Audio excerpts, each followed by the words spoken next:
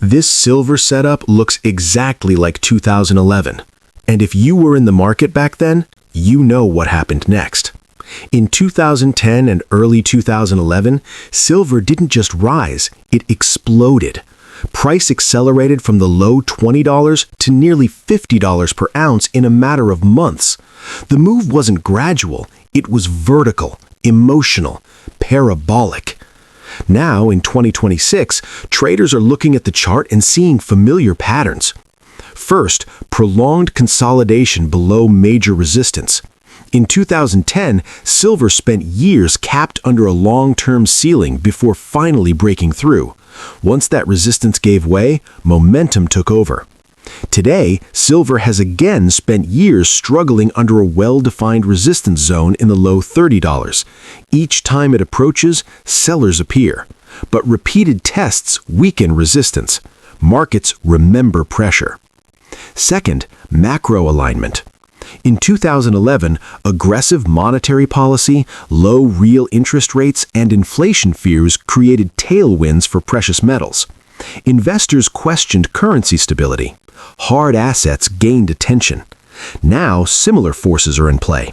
High global debt, periodic inflation spikes, geopolitical tension, central bank gold accumulation.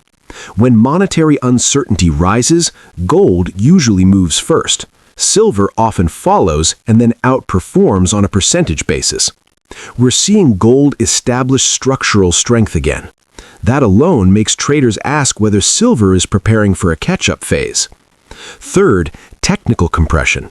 In both 2010 and now, volatility contracted before expansion. Tight ranges, lower volatility readings, frustrating sideways action. This kind of compression often precedes violent breakouts. Markets don't stay quiet forever. When energy builds beneath resistance and finally releases, the move can be aggressive. Fourth, the gold to silver ratio. In previous cycles, elevated ratios signaled silver undervaluation relative to gold. When capital rotated into silver, the ratio compressed rapidly. That compression coincided with explosive silver rallies. If gold continues trending upward while the ratio remains historically stretched, silver becomes the leveraged trade within the metals complex. But here's where precision matters. History does not repeat perfectly. It rhymes. In 2011, silver's surge was amplified by speculative frenzy. Retail traders flooded into the market. Leverage was high. Sentiment became extreme. That kind of parabolic behavior eventually collapses under its own weight. If silver breaks key resistance now, the structure could look similar. But today's environment also includes stronger industrial demand. Silver is deeply integrated into solar infrastructure, electronics, and electrification. That adds a layer of structural demand that wasn't as prominent in 2011.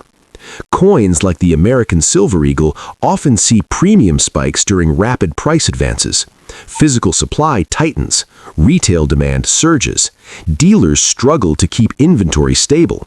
Those dynamics can reinforce upward momentum. But traders need to separate setup from certainty. In 2011, once silver broke through multi-year resistance, it didn't grind upward, it accelerated. The move from $30 to $40 was fast. The move from $40 towards $50 was even faster, driven by psychology as much as fundamentals. Round numbers attract emotion. If silver clears its long-standing ceiling decisively, with strong weekly closes and expanding volume, the probability of acceleration increases. But if the breakout fails, the market can retrace sharply. Silver is volatile. It punishes late entries and emotional decisions. The real question isn't will it hit $50 tomorrow. The real question is whether the current structure reflects the same ingredients that fueled the 2011 rally. Prolonged resistance, macro instability, gold leadership, volatility compression, rising speculative interest.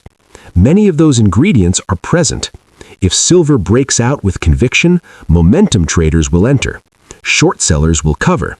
Media coverage will increase. Retail participation will follow. That feedback loop can create rapid price expansion. But disciplined investors watch confirmation, not headlines. A single spike is noise. A sustained breakout is signal. This silver setup does resemble 2011 in structure. If history rhymes, the move, if it comes, may not be slow. It may be sudden.